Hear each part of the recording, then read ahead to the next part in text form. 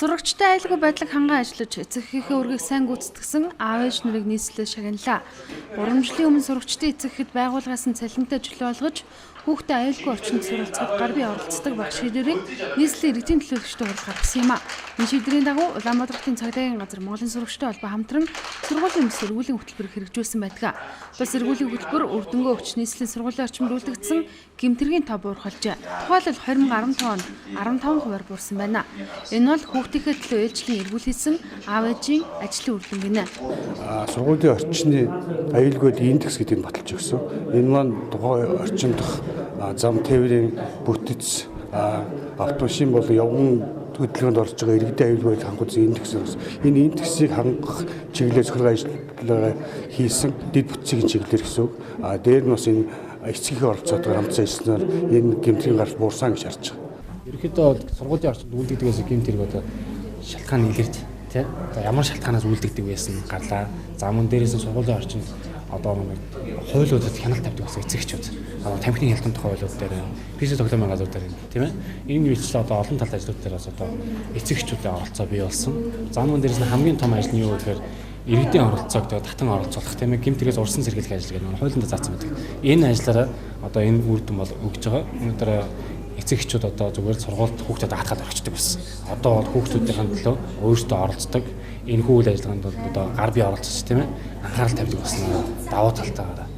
Нийслэлийн хэмжээнд 220 ерөнхий боловсролын сургууль үйл ажиллагаа явуулдаг. Үүнээс 180 сургууль нь стандартын байртай, тэдгээрийн 80% нь авц цамтай хаяа нийл оршдог байна. Жишээлбэл Сүхбаатар дүүргийн 2 дугаар сургууль баруун зүүн урд хэсгээр авц цамтай шууд нийлдэг. Дунд ангийнхан хичээлэн тараад шууд харих нь ховор, сургуулийн гадна гүйж харааж тоглодог. Сурагчид хоорондоо ноцолдож хөөцөлдөж тоглож байгаад зам тээврийн осол дүртэх аюултай байдаг. Мөн бага насны хүүхдүүдийг хуурч эд зүйлсийг нь заллах гэмтэрэг сургуулийн орчимд ихээр гардаг.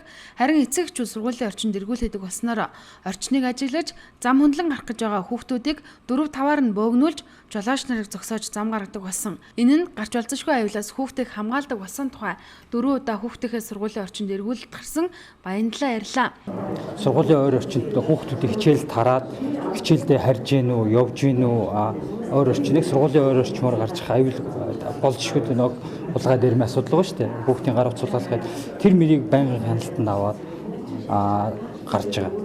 Хүүхдүүд хичээлээ тарж чад даа ялангуяа дунд ангийн хүүхдүүд сургуулийн ойр орчинд маш их тоглодог. Бөөнөр хөөцөл тоглодог, арын тал байдгаар тоглодог, гараажтай гөргөж тоглодог.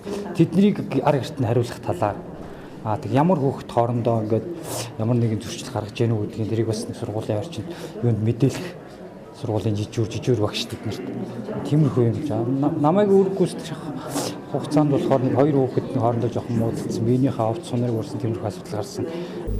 Маш их үр дүнтэй байгаа. Аваар осол янз бүрийн баг гарч байгаа. Хүүхдүүдийн хулгай дээр янз бүрийн баг зөрчил баг гарч байгаа. Сургуулийн орчинд авт замд хөдөлгөөнд оролцож буй жолооч нар эргүүлэлт гарсан эцэгхийн шаардлагыг биелүүлж авахыг эцэгхийн төлөө хүслээ. Өдөрт 4-8 ээж аав сургуулийн бүсийн эргүүлэлд ээлжлэн гардаг. Тэдний 2 нь замын хөдөлгөөний аюулгүй байдалд үлдсэн, 2 нь сургуулийн орчимд хяналт тавьж ажилладаг байна.